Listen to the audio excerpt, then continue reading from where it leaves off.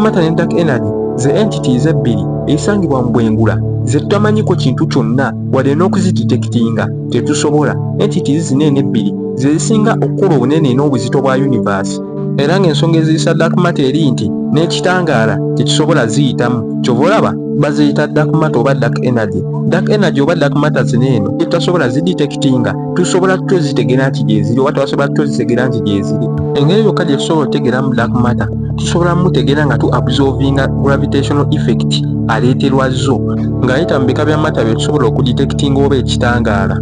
Onjogera ennyango oba mutegeera ennyango, engeri yokka gye basobola okudetectinga mu dark matter ono bamudetectinga nga bayita mu gravitational effects aleeterwa zo. Kiringa w'obeera ng'oyagala kudetectinga muliro naye nga tetolina ngeri gy'ogulabamu, naye ng'engeri yokka gy'osobola okudetectinga okumanya kyawe waliwo omuliro ng'olaba mukka, kuba of course ewabeera omukka omuliro gulina oba nga tegubulawo. Kankuwa example endala, kitwale nti dark matter gwe muliro era nga dark effect aleeterwa dark matter gwe mukka. Kati omukka ogwo oba dark effect oyo asaasaana mu universe yonna okugyetooloola. Olw'ensonga nga bwe mbagambye nti dark matter ne dark energy ze entities ebbiri ezikyasinza okuba ennyingi era ezikyasinza okuzitola universe yaffe eno. Kati mu bufunze almost buli wamu dark matter ne dark energy weebiri. Kati engeri gye basobola obidetectingamu, gravitational effect aleeterwa dark matter ono asaasaanira mu universe yaffe yonna yonna, n'asaasaanira mu munyenye, n'asaasaanira ne mu galaxies. Yeyo engeri gye tusobola omudetectinga nga tusinziira ku bintu ebyo by'abeera asaasaanyiddemu.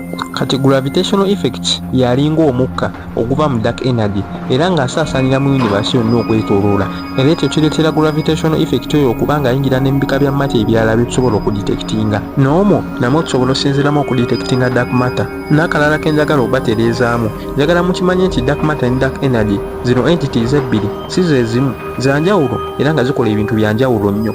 Entity eno endala eyitibwa dark energy yeri responsible ku kugaziwa kwa universe yaffe, oba yeri responsible okuleetera universe yaffe okuba ng'egaziwa. Obadde okimanyi nti universe yaffe buli lukya egaziwa era nga tekoma, n'ekitangaala kyennyini tetusobola kuba nga kigimalayo, olw'ensonga buli lukya egaziwira ku speed y'amaanyi nnyo.